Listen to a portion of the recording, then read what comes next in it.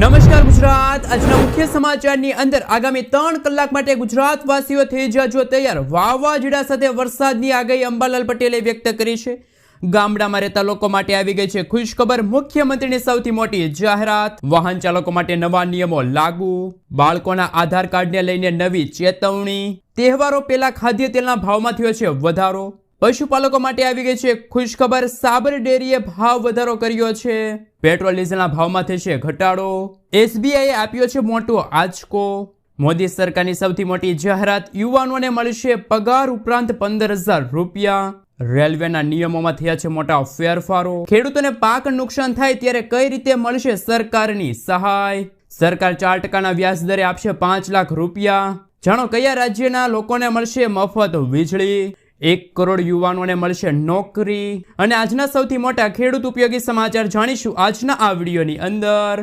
મિત્રો, દરેક સમાચાર દરેક માહિતી જણાવીએ એ પહેલા ગુજરાતના છે પણ મિત્રો ચેનલ પર જો પહેલી વાર આવ્યા હોય તો મિત્રો ખાસ કરીને વિડીયોને એક લાઇક કરી ચેનલને સબસ્ક્રાઇબ કરવાનું ભૂલતા નહીં। સાથે આજનો આ વિડીયો છે જેને અંત સુધી જોતા રહેજો। મિત્રો, ત્યાં તાજા અને નવા હવામાન સમાચાર વિશે વાત કરીએ તો રાજસ્થાનમાં બનેલી વરસાદી સિસ્ટમના કારણે ગુજરાતમાં ભારેથી ભારે વરસાદ જોવા મળશે। આંધી તૂફાન વંટોળ સાથે ગુજરાતમાં મેઘરાજા આજે મન મૂકીને વરસવાના છે। બીજી તરફ મિત્રો હવામાન વિભાગની લેટેસ્ટ આગાહી સામે આવી છે। આજે રાજ્યના કચ્છ, બનાસકાંઠા, પાટણ, મોરબી, જામનગરમાં ભારેથી ભારે વરસાદ પડવાને લઈને ઓરેન્જ એલર્ટ આપવામાં આવ્યું છે। આગામી 7 દિવસ રાજ્યમાં સાર્વત્રિક વરસાદ જોવા મળશે। પરંતુ મિત્રો ગુજરાતના દરિયાઈ કાંઠાના વિસ્તારોમાં અત્યારે અરબ સાગરમાંથી આવી રહેલા તોફાની પવનોના કારણે માછીમારોને આગામી 5 દિવસ સુધી માછીમારી ન કરવા માટે હવામાન વિભાગે સાવચેત રહેવા માટે અપીલ કરી છે। બીજી તરફ મિત્રો અંબાલાલ પટેલની આગાહી સામે આવી છે। અંબાલાલ પટેલે પોતાની આગાહીમાં જણાવ્યું કે 21 થી લઈને 25 જુલાઈના રોજ ગુજરાતના તમામ જિલ્લાઓની અંદર થંડરસ્ટોર્મ એક્ટિવિટીની ચેતવણી આપવામાં આવી છે। આ સાથે મિત્રો વીજળી પડતી હોય તેવી પણ અત્યારની અંબાલાલ પટેલની આગાહી સામે આવી છે। મિત્રો, તે પછીના સમાચાર વિશે વાત કરીએ તો પશુપાલકો માટે આવી ગઈ છે ખુશખબર। સાબર ડેરી ખાતે યોજાયેલી બેઠકમાં સૌથી મોટો નિર્ણય લેવામાં આવ્યો છે। હવે 990ની જગ્યાએ 995 રૂપિયા ભાવ નક્કી કરાયો છે। પ્રતિ કિલો ફેટે ₹5નો વધારો કરાયો છે, જેથી હજારો પશુપાલકોને ફાયદો થશે। દરેક સંઘ કરતાં આ વર્ષે પણ ગુજરાતમાં સૌથી વધુ ભાવ આપવામાં આવ્યા હોય તેવા દાવા કરવામાં આવી રહ્યા છે। સાબર ડેરીમાં ખાસ કરીને મિત્રો જો વાત કરીએ તો ગયા વર્ષે મળેલા ભાવ કરતાં ખેડૂતોને પશુપાલકોને આ વર્ષે વધુ ભાવ આપવામાં આવ્યો છે। મિત્રો, ત્યારપછીના સમાચાર વિશે વાત કરીએ તો ગામડામાં રહેતા લોકો માટે આવી ગઈ છે ખુશખબર। ગુજરાતમાં ઈ ગ્રામ સેન્ટર પર 4 સરકારી યોજનાની બેન્કિંગ સેવાઓ ફ્રીમાં। જન સુરક્ષા અભિયાનને પ્રોત્સાહન આપવા પીએમ જનધન સહિત કેન્દ્રની 4 યોજનાઓની બેન્કિંગ સેવાઓની કામગીરી ઈ ગ્રામ સેન્ટર ખાતેથી કરી આપવા ગુજરાતના મુખ્યમંત્રીનો મહત્વપૂર્ણ નિર્ણય। આ સેવાઓ ગ્રામીણ કક્ષાએ નાગરિકોને વિના મૂલ્યે મળી રહે તે માટે સરકાર વીસીઈને ₹20 ચૂકવશે। આ સેવા 1 જુલાઈથી લઈને 30 સપ્ટેમ્બર 2025 સુધી ચાલુ રહેશે। તો ગામડાના લોકો માટે આવી ગઈ છે ખુશખબર। મિત્રો, ત્યાં પછીના સમાચાર વિશે વાત કરીએ તો પીએમ આવાસની સહાયમાં થયો છે વધારો। વડાપ્રધાન નરેન્દ્ર મોદી 18 જુલાઈના રોજ બિહારના મોતીહારીથી એક વિશેષ કાર્યક્રમ દરમિયાન પ્રધાનમંત્રી આવાસ યોજના ગ્રામીણ હેઠળ 40,000 લાભાર્થીઓના ખાતામાં સીધી રીતે 162 કરોડ રૂપિયા ટ્રાન્સફર કર્યા છે। આ ઉપરાંત પીએમ મોદીએ 12,000 લાભાર્થીઓને ઘરની ચાવીઓ પણ સોંપી હતી। પ્રધાનમંત્રી આવાસ યોજના ગ્રામીણ હેઠળ સરકાર તરફથી ઘર બાંધવા માટે દરેક લાભાર્થીને 1,20,000 થી લઈને 1,30,000 રૂપિયા સુધી સહાય છે એ આપવામાં આવશે। મિત્રો, ત્યાં પછીના સમાચાર વિશે વાત કરીએ તો ખેડૂતોના પાકને નુકસાન થાય તો ત્યારે કઈ રીતે સરકાર ખેડૂતોને મદદ કરશે। ગુજરાત સહિત સમગ્ર ભારતમાં ખેડૂતોને વારંવાર કમોસમી વરસાદ, પૂર, તોફાન કે પછી દુષ્કાળ જેવી કુદરતી આફતોના કારણે પાકનું નુકસાન સહન કરવું પડે છે।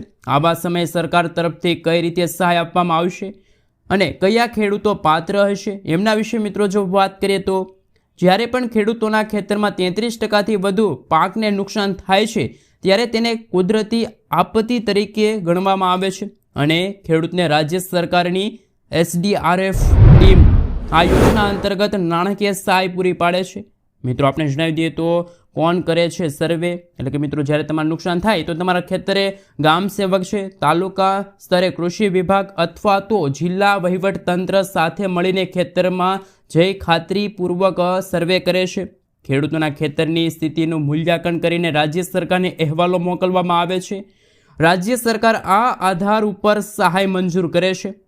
મિત્રો આપણે જણાવી દઈએ તો ખેડૂતોને કેટલા પૈસા મળી શકે એ અંગે મિત્રો હજુ કોઈ જાહેરાત કરવામાં ન આવે, પરંતુ કઈ રીતે ખેડૂતોને પાક નુકસાનમાં સહાય મળે છે તો મુખ્યમંત્રી કિસાન સહાય યોજના છે, કૃષિ રાહત પેકેજ છે, ખેતીવાડી સાધનો માટે પણ સબસિડી પૂરી પાડવામાં આવે છે. તો મિત્રો ખેડૂત મિત્રો ઓનલાઈન અરજી કરી શકે છે. આ ખેડૂત પોર્ટલ પર જઈને છે મિત્રો ખેડૂતો છે એ પાક નુકસાની અંગે છે એ મિત્રો ખાસ કરીને ઓનલાઈન અરજી કરી શકે છે.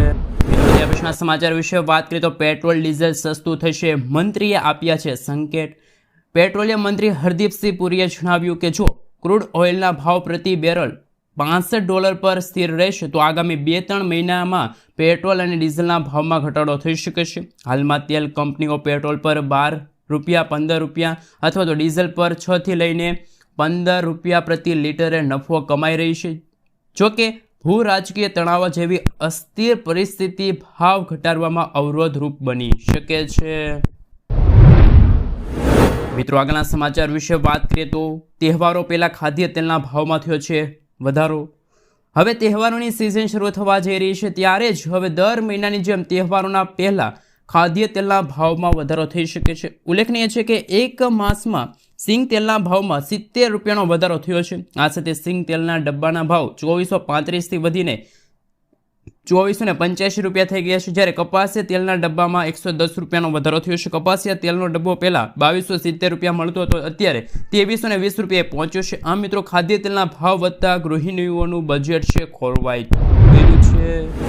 મિત્રો ત્યાર પછીના સમાચાર વિશે વાત કરીએ તો ખેડૂતો માટે વધુ આવકનો મોકો, ઓઇલ પામ વાવેતર માટે સરકારી સહાય યોજનાની થઈ છે જાહેરાત. રાજ્ય સરકારે ખાદ્ય તેલના આયાત ઉપર આધાર ઘટાડીને સ્થાનિક ઉત્પાદન વધારવાના હેતુસર વર્ષ 2025-26 માટે national mission on edible oil છે ઓઇલ પામ યોજના અમલમાં મૂકી છે. આ યોજના અંતર્ગત ભાવનગર જિલ્લાના ખેડૂતોને ઓઇલ પામના વાવેતર માટે આકર્ષક સહાય આપવામાં આવી રહી છે. યોજનાના અનુસંધાને ખેડૂતોને પ્રતિ હેક્ટર પહેલાં ₹29,000ની સહાય મળશે. ત્યારબાદ 4 વર્ષ માટે પ્રતિ વર્ષે ₹10,500ની સહાય આંતરપાક તથા તો પાક નિભાવણી ખર્ચ માટે આપવામાં આવશે.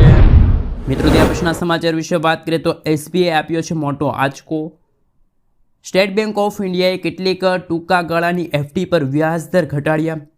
ઉપરાંત નવા FD દરો 15 જુલાઈથી લાગુ કરવામાં આવ્યા. 46 દિવસથી 1 વર્ષથી ઓછી મુદત માટે FD વ્યાજદરોમાં 15 બેઝિક પોઈન્ટ 0.15%નો ઘટાડો કરવામાં આવ્યો. બેઝિક કહી શકાય કે મિત્રો બેંક જો 46 દિવસથી 179 દિવસના સમયગાળા માટે સામાન્ય નાગરિકો માટે વ્યાજદર 5.05%થી ઘટાડીને 4.90% કર્યો છે. વરિષ્ઠ નાગરિકો માટે આ દર છે 5.55%થી ઘટીને 5.40 કરવામાં આવ્યો છે. મિત્રો ત્યાર પછીના સમાચાર વિશે વાત કરીએ તો આધાર OTPથી તાત્કાલ ટિકિટ બુક થશે. નવા નિયમો રેલવેમાં લાગુ થયા છે. ભારતીય રેલવે ઓનલાઈન તત્કાલ ટિકિટ બુક કરવા અંગે મોટા ફેરફારો કર્યા.